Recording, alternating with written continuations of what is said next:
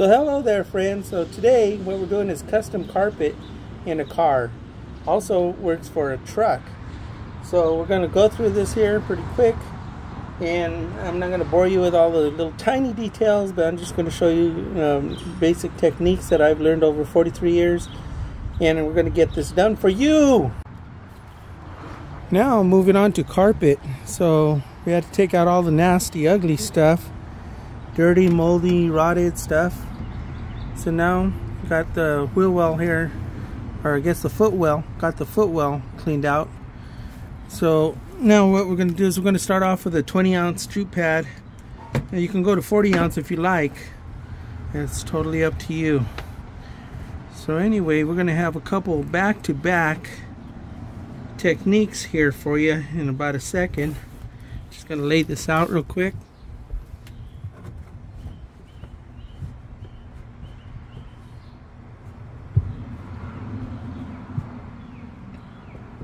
So I just pre-cut the basic shape. So the first technique is corners. So what we're going to do is we're going to, you see all this extra material right here?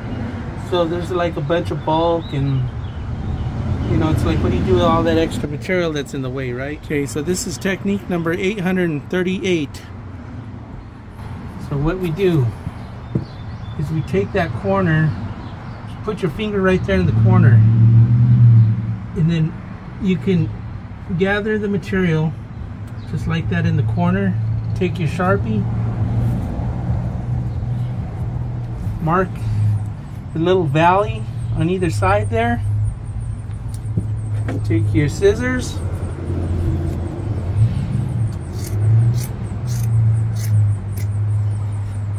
the reason I like the 20-ounce jute pad to work with, it's a lot thinner than the 40 ounce. The 40 ounce is so thick. And look at that. Works every time it's tried. For the second technique, back to back, what I always do is I pre-mark the holes where the seating bolts go, the mounting bolts for the seat. A lot of guys, what they'll do is they'll just carpet right over the holes. Then later on they're trying to find the holes, and then they're trying to cut the hole through carpet, through jute pad. They're trying to do all that at the same time. So to save a bunch of time and hassle and aggravation, what I do is I pre-mark the hole, just like that. That's technique number 724.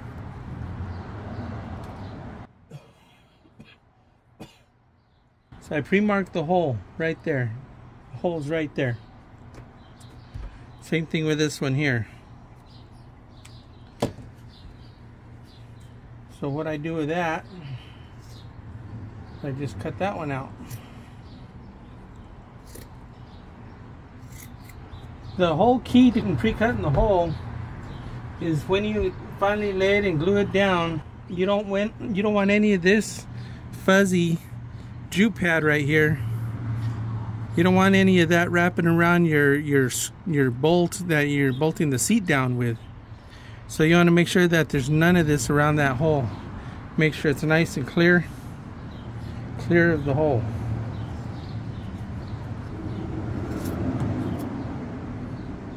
Just like that.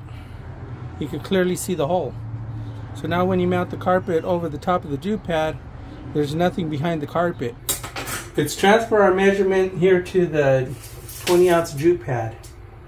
That's Jute for those of you that have never heard of jute pad. This is old school upholstery.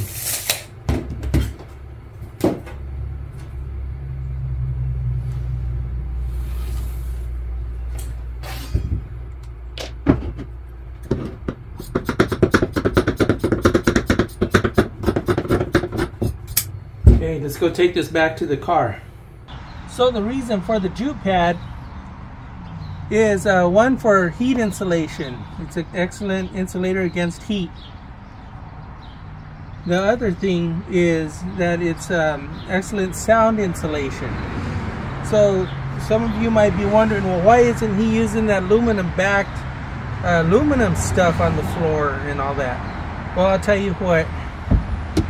You may not know this because maybe you don't have the experience, but this old-time jute here It's a lot less expensive, and it's actually better than what you could buy when you buy that aluminum stuff.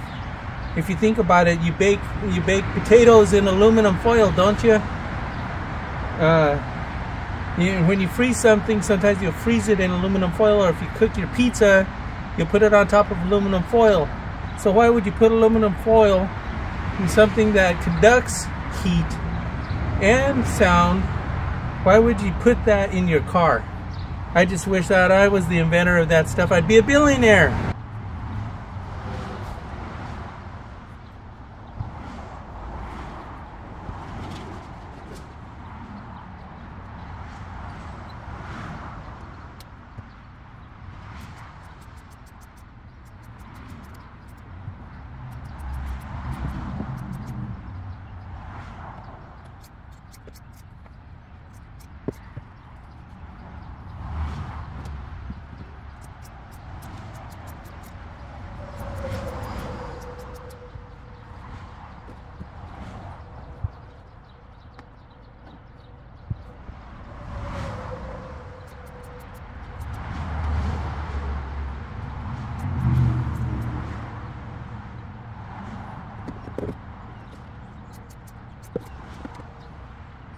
Alright, let's get this thing glued in.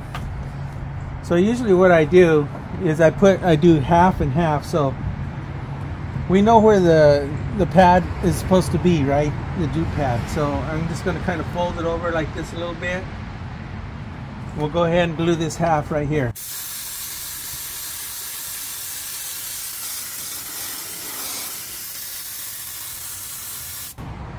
Okay, so that's half of the floor and then half of the pad. We don't have to let it dry for 5 minutes like some people say, because we're going, we want this jute pad here to stick. So we want to lay it down while it's still wet. That's one half. Okay, peel it back this way. Do the other half. Remember, where there's no glue, it's not going to stick.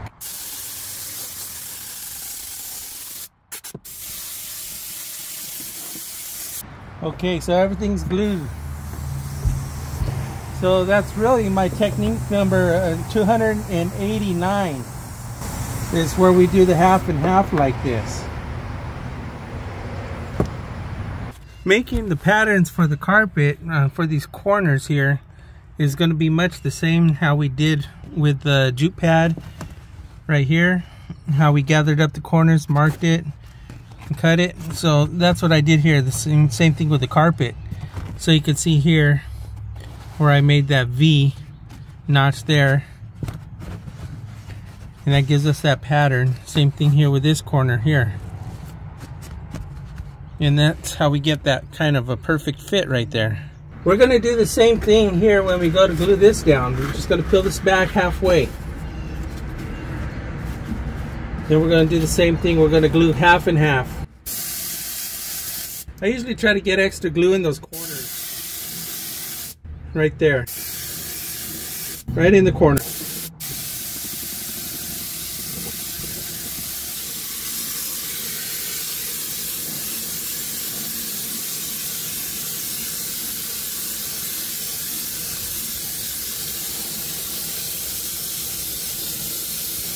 Remember, where there's no glue, it's not going to stick. Like say right there, if I forgot to glue that area right there, there's no glue, it's not going to stick.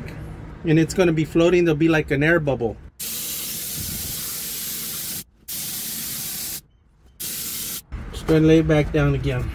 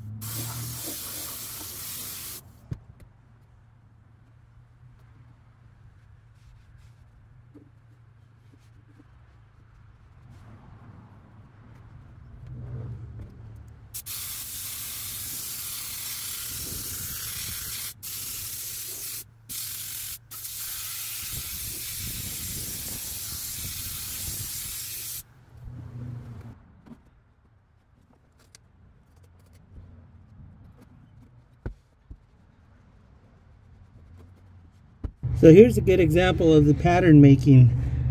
So I needed to make a dart right here in this corner. So I gather up the material like that.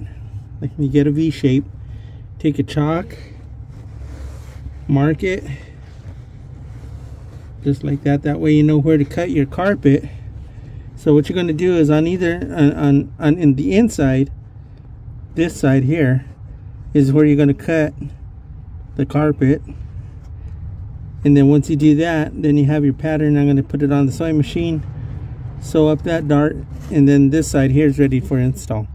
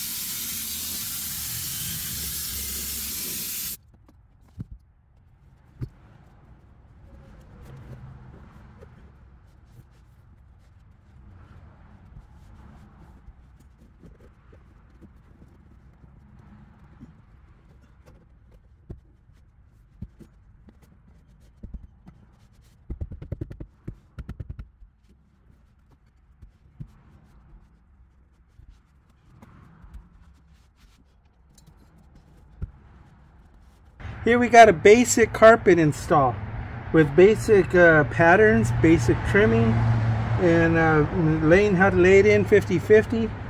The carpet on top of the jute pad on top of the car itself.